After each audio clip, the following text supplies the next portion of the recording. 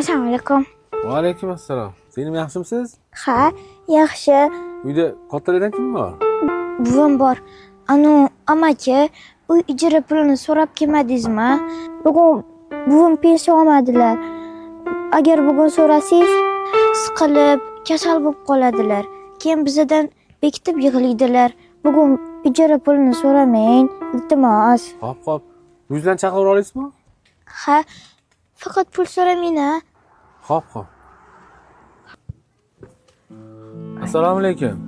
Va alaykum assalom. Voy yaxshimisiz? Zo'misiz? Yaxshi o'tiribsizlarmi? Rahmat. Keling. Men anchadan beri safarda bo'lib, ustozimdan xabar ololmadim. Chunki ustozimdan xabar olib ketib keluvdim.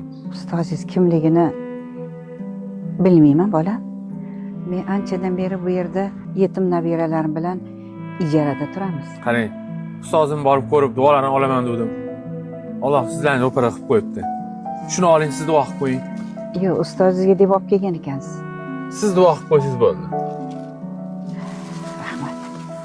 Ilohim topganingizga baraka bersin, bolam. Mana shu nabiralarimga rizq nasiba ulashting. Yurtimizda shunday saxovatli insonlar ko'paysin. O'zingga shukr. Allohu akbar.